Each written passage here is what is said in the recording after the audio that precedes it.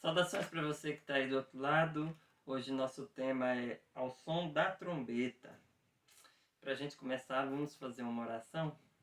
Muitíssimo obrigado, Senhor, por mais um dia, pela Tua bênção a nós derramada a cada manhã. Que possamos aprender um pouco mais em nome de Jesus. Amém. Os Tessalonicenses, eles tinham firmemente a ideia, de que iriam ser transformados pela segunda volta de Jesus e vivos.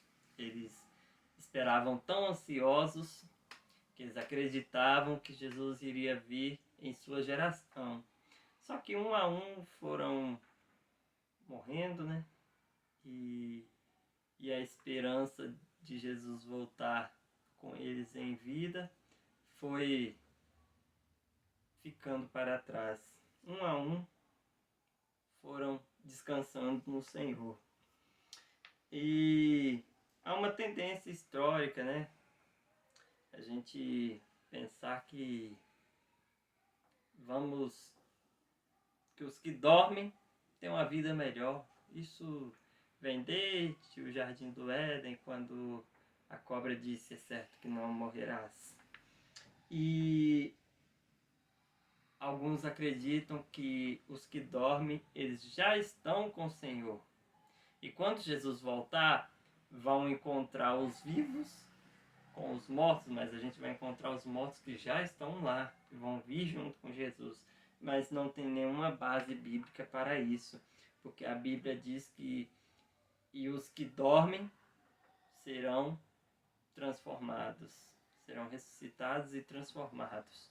Então, não há nenhuma base bíblica para acreditar nisso.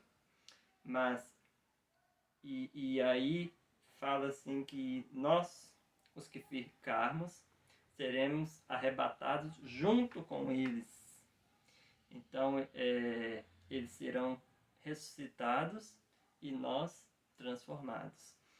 E quando Paulo está descrevendo isso, ele menciona que haverá uma ressurreição.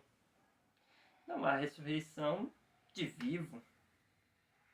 Quando fala ressuscitar, é o mesmo que trazer à vida algo que está morto ou que não existe.